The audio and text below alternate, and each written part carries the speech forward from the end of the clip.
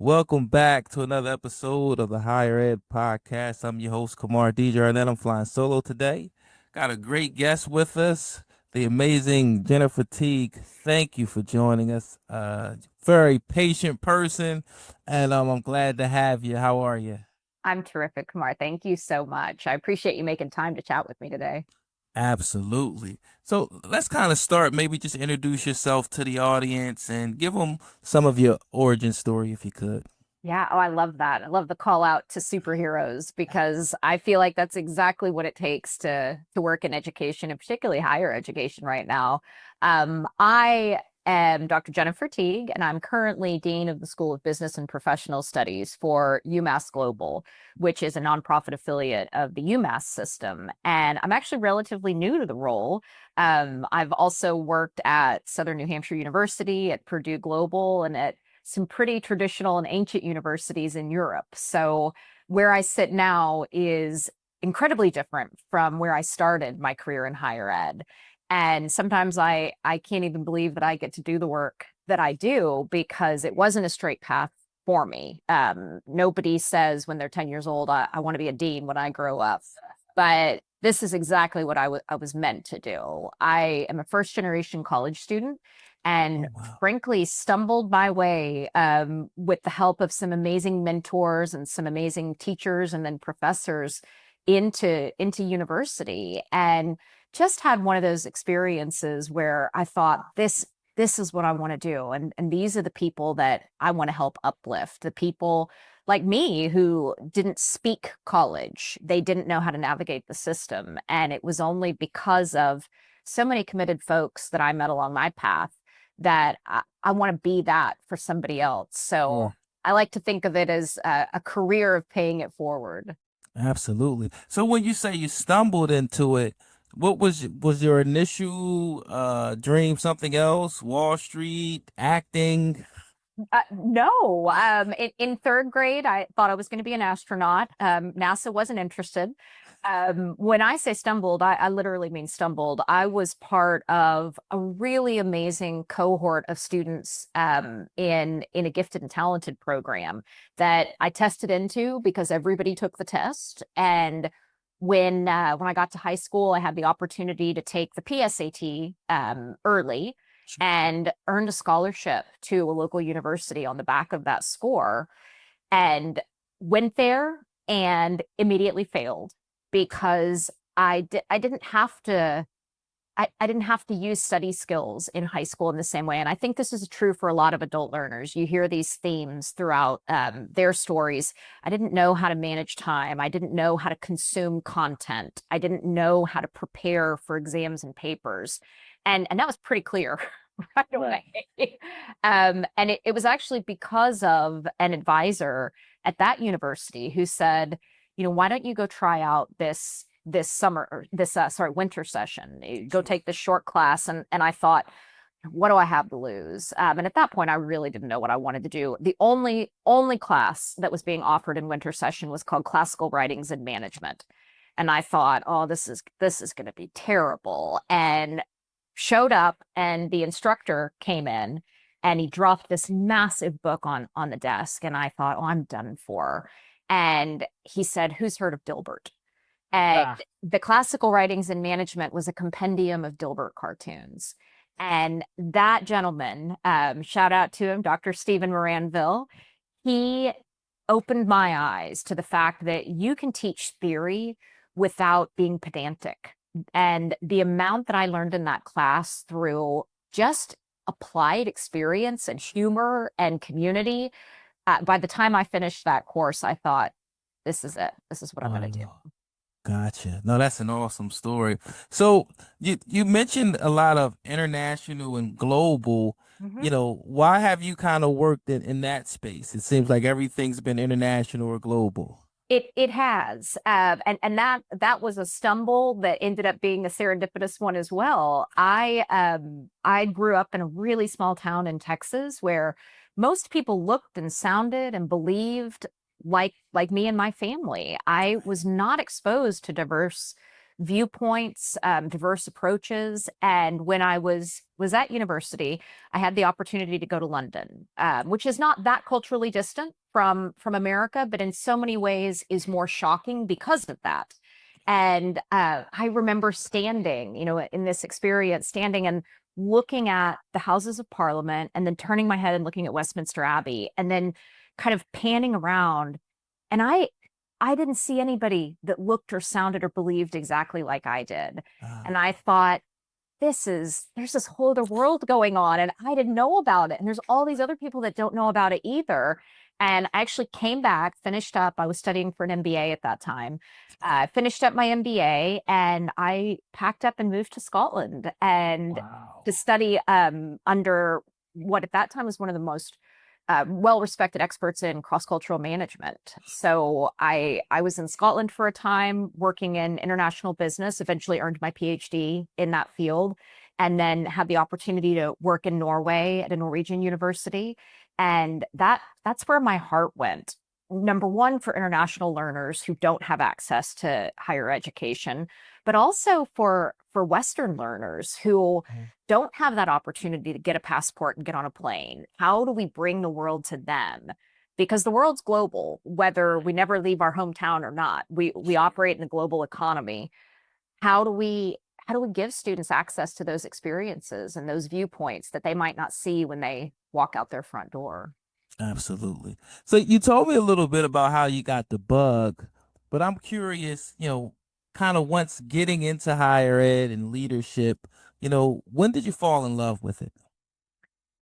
Oh, I've always liked a spreadsheet. I used to play Office when most other kids, were playing school or playing with dolls. I liked office supplies.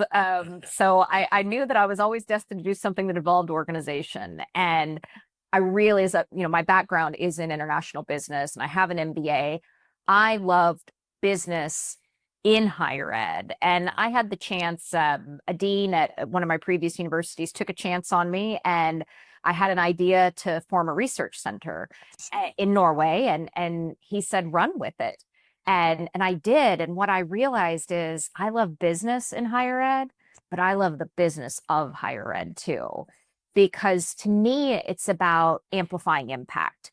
We need people to be in classrooms influencing groups of 20 or 30. But we also need people who are supporting the people in classrooms so that we can amplify our effect to 20 or 30,000 or more. Right. And that's really where I found my love of office supplies and spreadsheets was a little bit of a superpower to Sure. help bring people together and mobilize resources and design policies and processes. And that's what I've been able to do for the last decade of my career.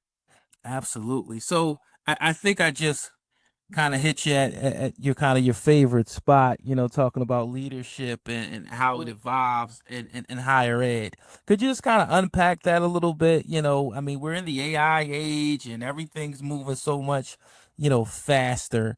How does leadership kind of keep up, if that makes sense? uh, with great challenge, and I think with great humility as Sure. well. We talk a lot about AI as though it's new. It's not. There have been elements, certainly in higher ed, that we've employed aspects of AI for a long time. Even using something as basic as spell check, in Word or Google Docs is a form of artificial intelligence. One of the things I think is really important is to stay grounded in what drives your personal and your institutional mission. And for me, that's transforming student lives. AI is a tool to facilitate different ways to do that, or maybe more efficient ways to do that, but it doesn't replace the mission. And I think one thing that we can fall foul of in higher ed in general is chasing the new shiny thing Right. and making that the priority when the student's the priority. And my job is, again, people, processes, and programs. What can help me make those things more effective? AI is one tool, but it's not the only tool. And because it evolves so quickly, there has to be this kind of evergreen approach as well. That if you jump on whatever the latest trend is, Right. higher ed does not move as quickly as we'd sometimes like. By the time you've incorporated using one particular tool in a course, it's going to be obsolete within a Right. year. So to me, AI for a leader and what we're teaching our students isn't about how to use specific technology. It's how to use the technology wisely, how you build digital literacy, how you build an awareness of bias, how you are a critical thinker and evaluate sources. You need those skills, whether you're talking to ChatGPT or whether you're talking to a student or a colleague or your own family. Yep. So to me, it's an intersection of those really necessary human competencies. It's just how we apply them in a unique situation with AI. Absolutely. So I know one of our guests, the great Josh Wayne at Charter College. One of the things he was discussing is how, and you touched on this in higher ed, it's kind of that sense of it's our thing, it's our stuff. We don't want to, kind of change how we do it. We get kind of protective of some of our, traditions or best practices. It's interesting to kind of pair that against, the disruptions that are coming from technology Mhm. and then utilizing change management to kind of navigate through that terrain, right? Absolutely. Am I touching on that correctly? Would you see it the same? I think in many ways, yes. Again, I think it goes back to this is not the first time we've had great disruption. I've been working in online higher ed for close to 20 years. Yeah. And I remember when I started the first online class I taught, we still mailed binders of material to students. I'm really showing my age. Sometimes we even mailed VHS tapes with the lectures pre-recorded, and now we interact in this almost seamless technological environment. COVID, there were virtually no silver linings for virtual education. The silver lining of COVID was that all of a sudden, the rest of higher ed woke up and said, number one, this isn't as easy to do as we thought. It does require a unique skill set and a unique set of competencies. And to do it well, you have to be very intentional. Sure. That I think drove this current situation that we're in now, where online ed is seen as a viable option in a way that it wasn't pre-COVID. The other piece of that is, going back to the idea of change management, how are we building awareness about the necessity of these skills? The technology is there. You can open up any app on your phone and you're engaging with AI rather than being fearful, which is our first, innate human reaction to change and disruption. How's this going to impact me? What bad things are going to happen to me as a result? How can we build awareness about the benefits of these tools and not focus on how they're going to replace us, but how can they replace some of the work that we do that is tedious and Yep. intense and doesn't necessarily require deep engagement? How can we then use that time and effort and brain space that we save for other more value added opportunities to Absolutely. better support students? Yeah, yeah, yeah. And then you talk about technology disruption, change management, but then there's also balancing innovation with accreditation and compliance, and then also the society equity driven and data informed decision making. I mean, leadership in this age has got to be wow. I I think it is very easy to get overwhelmed, and I'm sitting here calmly like I never feel overwhelmed. I spend moments with my forehead on my keyboard, wondering how I'm going to balance all the things. Again, it comes down to mission and Right. values. What matters to you? Innovation can mean lots of different things. One of the things that I really appreciated from my time working at Southern New Hampshire University was their institutional value of setting the right pace. And sometimes that means moving quicker, sometimes it means putting the brakes on. And I think you have to have the freedom and the humility to be willing to do both. Because if we make everything the most important thing, then nothing's important. Right. So coming back to who am I here to serve? And in my particular role, how do I feel I can serve them best? Priorities, I think, is really what it comes down to. And none of these things we're talking about are new. Equity, technology, accreditation, they've been around forever. I think because we have this immediacy of information and connection now that we didn't 20 years ago, Right. it feels as though everything is there. It's always been there. We just, I think, sometimes put pressure on ourselves to feel that we need to respond to everything as soon as it happens. Absolutely. Now, we referenced COVID earlier, and one of the things we've been talking about a lot on the podcast is how, post COVID, a lot of us has felt like higher ed has had to prove its value to the consumer a lot differently than Mm. maybe pre-COVID, in the sense of, everybody was kind of shaken up. I've talked to people that were in education for 20, 30 years, and they were like, they had to rethink what they were going to do with their own child, Yeah. opposed to what they had, kind of pre-planned. How do you kind of see that, and what do you think the benefits are to higher ed having to make that pivot? I mean, it probably shouldn't have ever been a pivot. I think that that should have been something on our minds all along is what value are we bringing? I'm not a huge fan of talking about students as customers because I think that becomes reductive and transactional about the relationship that an institution has with their learners. I think these are questions we should have always asked ourselves. What value is this degree?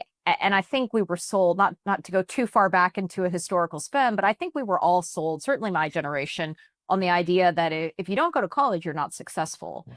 And that was part of, this promise of the American dream. But the reality is, scandalous to say as a dean, not everybody needs a college education.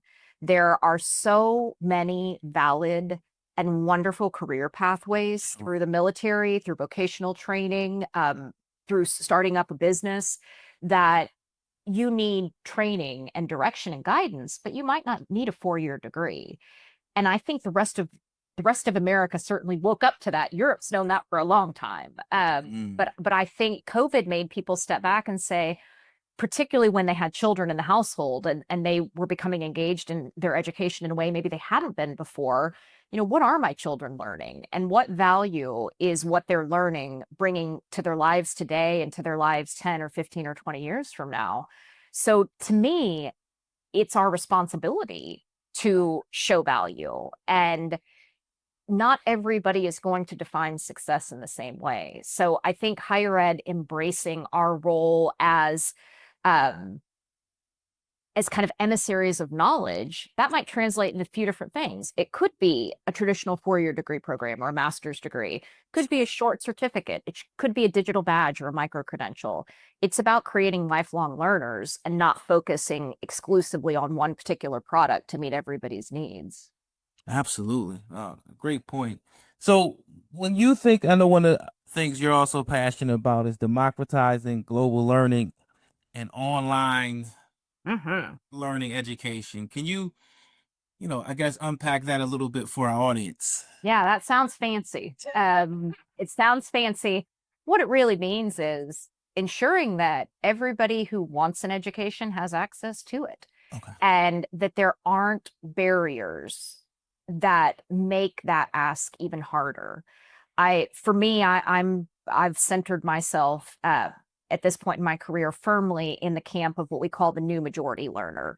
We used to call them the non-traditional learner because they were above age 22, usually even older than that, and they were coming back after either an unsuccessful attempt right out of high school or because they never made an attempt. They were coming back into higher ed. And now that new majority learner is the first time that we're seeing sometimes up to 4 generations in the same classroom, particularly in a digital space. And that's really exciting, but also really challenging because those generations have had different relationships with technology. So we're not just serving people who are working full time with families above the age of 25. We're also serving in online education 18 to 22-year-olds who've made a concerted choice to opt for a virtual program. Right. So, how do we make sure that we're providing a quality education, that we're preparing them with the skills that they need to be successful in life and in the workforce?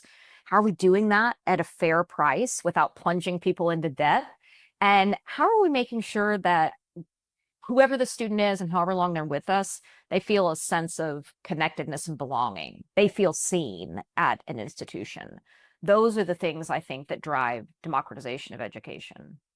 Absolutely. So where does virtual global immersions come into all of this? It's my favorite. The truth is, most people would love to get a passport, get on a plane, and step off in a place they've never been before. Sure. But there are a lot of things that can get in the way of that happening. Sometimes people want to, but there's fear. Sometimes people are looking after children and they can't get away. They're looking after parents in some cases. They have a job that they can't take time off from. Does that mean that those students don't deserve the same opportunity to be exposed to cultures and ideas outside of their own? Absolutely not. So some of the work that I've done in the past is and currently is focused on how do we create globally immersive experiences that can be offered in an online space. Is it going to make up for getting on that plane? Probably not, but it can certainly open doors. And it can open doors for networks. It can open doors for conversations. So, in a really practical sense, it can be things like virtual study abroad, virtual exchanges, which have been growing in popularity over the last 10 or 15 years. It can also be as simple. One of the things I used to do at one of my previous institutions is I would have ambassadors or deputy ambassadors from other countries come and talk to my MBA classes. The idea, number one, from a student perspective, that somebody cared enough to wake up in Germany or in Nigeria or in Australia and get on the screen to talk to me about my education, that's massive for a lot of people. Just that there's a care and attention to global connection.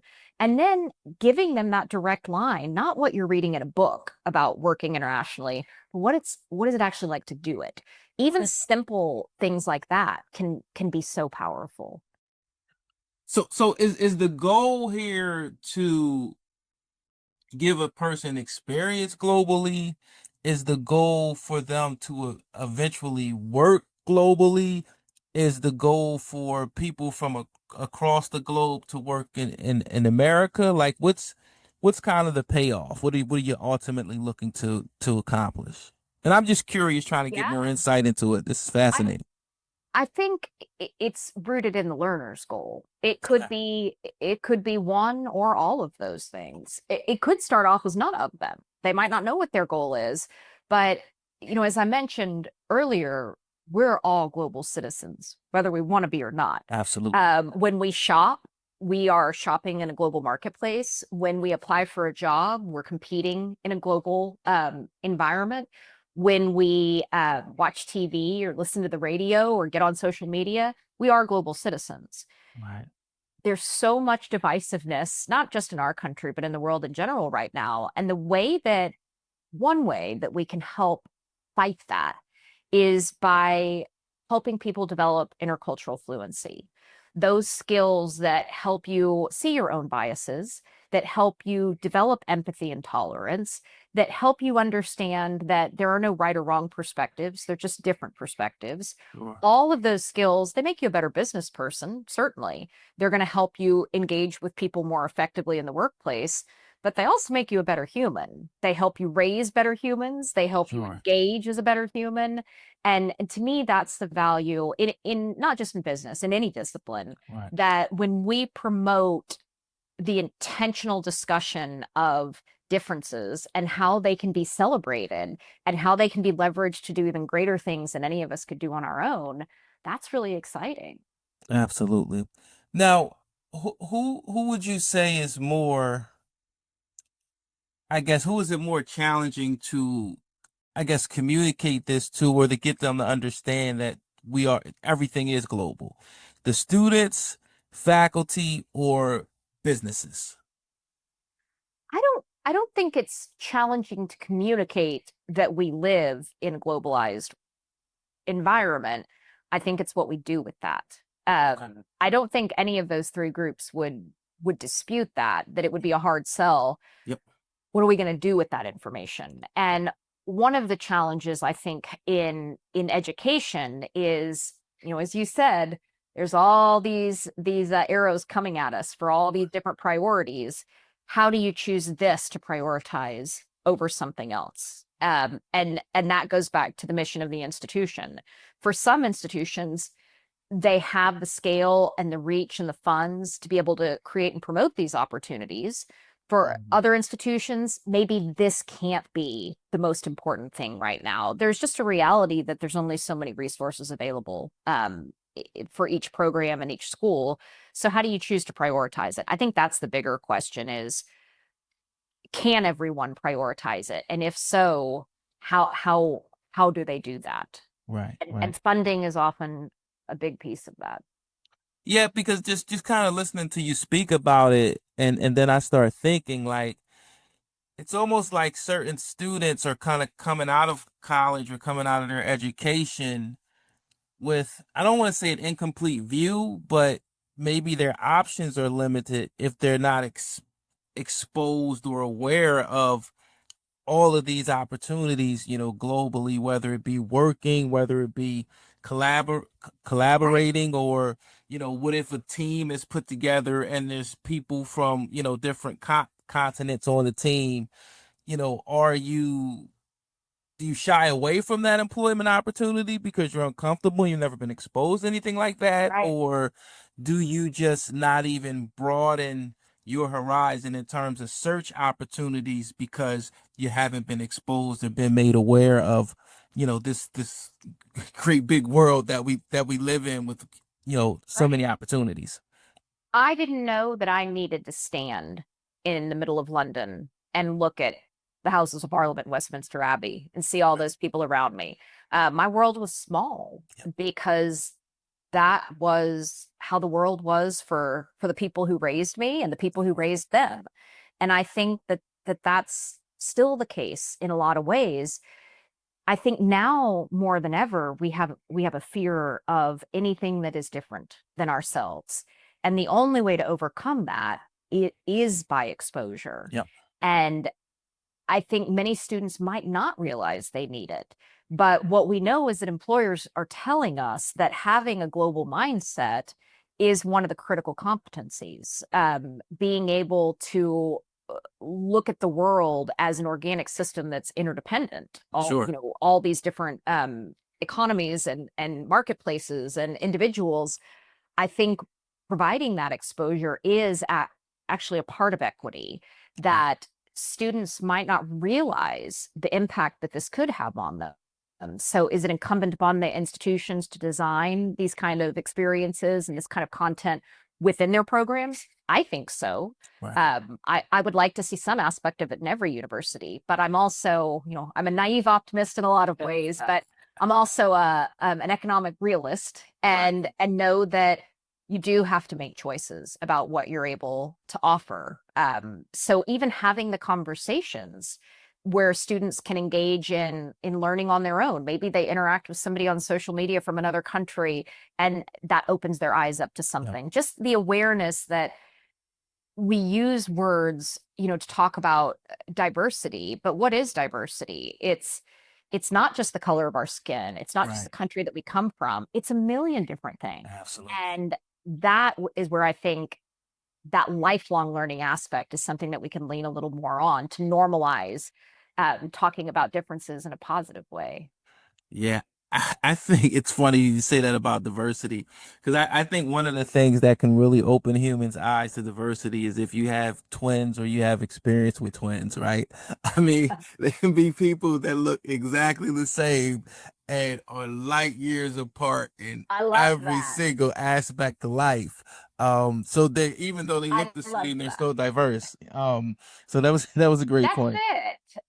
Oh my goodness. It reminds me one of the analogies that I used to use when I was in the classroom more regularly is that our cultural identities are like a backpack, right? And you're throwing your identities in your backpack, and I'm throwing female, I'm throwing Texan, I'm Yep. throwing American, I'm Right. throwing white. those things are going to weigh differently in my backpack depending on the situation that I'm in. So when I lived abroad, I never thought about being American when I lived in America and everybody around me was American. When I lived in Norway, I thought about being American a lot because nobody Right. around me was. And so I Absolutely. think that's part of the discussion too, is that culture is fluid and what stands out the most or what's heaviest in your backpack depends on who else is around you. So we're all different at some Yeah, point. absolutely. That's a great point. It's a great point. I love that analogy.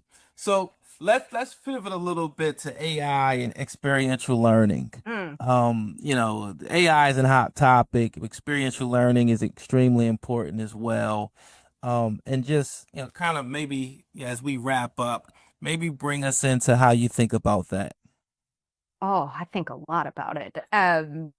One of the coolest things that I'm seeing with AI right now is that ability to create simulated experiences. Sure. And this is a really small example, but I think of somebody studying HR, and you might be in a conflict management class. How how do you know the difference between conceptual knowledge? I know how to do something because I've read about it versus procedural knowledge. I know how to do something because I've done it. Right. And that's the gap in all higher ed. Often we teach conceptual knowledge without application. So one of the cool ways that I'm seeing AI and supporting AI in classrooms online is to create these almost like micro engagement opportunities where, okay, Kamar, you have been tasked with telling an employee that they're going to be laid off Right. at the end of this week. You know how to do it because you read about it in the book. What does that translate to an experience? And there's really cool ways that we can use, we can train models so that they're actually having that interaction, Conversation. acting as the employee, and then they're providing feedback about how that went and giving the student a chance to reflect on what they would have done differently or what they think was successful in the exchange. Again, really small, not even a huge lift, in terms of how we can use AI, but so impactful for Right. students to have that kind of micro practice in applying what they're learning. Absolutely. So, how, because when I think about that, I know one of the first things they talked about was, surgeries and, kind of being able to utilize that from an AI standpoint as well. Are there any ways that you think AI can, in terms of experiential learning, can break down barriers, scale mentorship? How so? Absolutely. I mean, what, and let me be the first to say that I could speak with no authority on how you do these things on the back end. There are people much smarter than I that do. You're But not going to write the code. I will not be writing the code, but I will support those who do. Um, I think you can scale a lot of these opportunities because of the cost of the tools. You can code something that you can then roll out to hundreds, if not thousands, of learners. So instead of having to create, say, an individual internship for every single person, or even pay licensing for a package simulation for every student. There's going to be a fee to the student for that. You can, through the technology platform that you're using for AI, you can create these experiences and embed them directly in your online classroom. So they're scalable. They offer equity of access and equity of opportunity. There's different kinds of accessibility features that are built in so that all students can engage with the agents. So I do think even in this really small scale example, there's a lot of cost savings to be had. And just the reality, when we were in classrooms many moons ago, Sure. we would do role plays. Not everybody can get into a classroom Right. for a million different reasons. And even those that can might not feel comfortable participating in front of a class. Right. So again, it's speaking to increasing access to those who might not have been able to find themselves in those more traditional applied learning opportunities. Absolutely. Okay. So one of the questions we always ask is, where do you see, higher ed, 5 to 10 years in the future, right? Especially if it's doing things the right way. Now, with the age we're in and the singularity being so much more closer, we don't say 5 to 10 years anymore. We say 1 to 2, 2 to 3 at the most. Right. But I'd love to hear your outlook.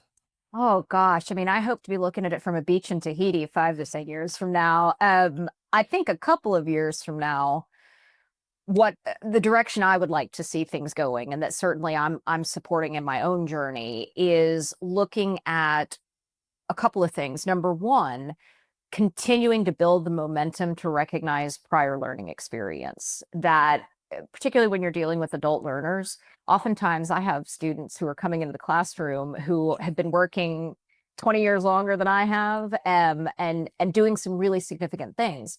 How do we ensure that they can bring in some kind of recognition for that life and professional experience so that they're not necessarily having to take those foundational courses that can accelerate time to completion? The other thing I think we're going to see are a real burgeoning of accelerated pathways. And we're seeing this in a few innovative schools have lent into this idea of accelerated applied bachelor's degrees. Sure. I would really, I'd put my money on not just the acceleration of the bachelor's degree, but coupling that with a master's degree that's tied into one that is really deeply focused on a particular area. So moving away from the idea of the generalist into the specialist. We'll see Absolutely. if I'm right. Well, listen, I can't think of a better place to end it than right there. Dr. Teague, this has been amazing. Do you have LinkedIn, Instagram, social media? You want to let our guests know where they can find you? Are you working on a novel? I am not working on a novel. I'm working on successfully launching two sons, and serving my students. Those are my priorities right now. And I'm ashamed, but maybe not to say I'm not on social media very much. But I do have a LinkedIn. So my LinkedIn tag is Dr. Teague, Yep. Teague. So would love to connect with folks on there and continue the conversation. Absolutely.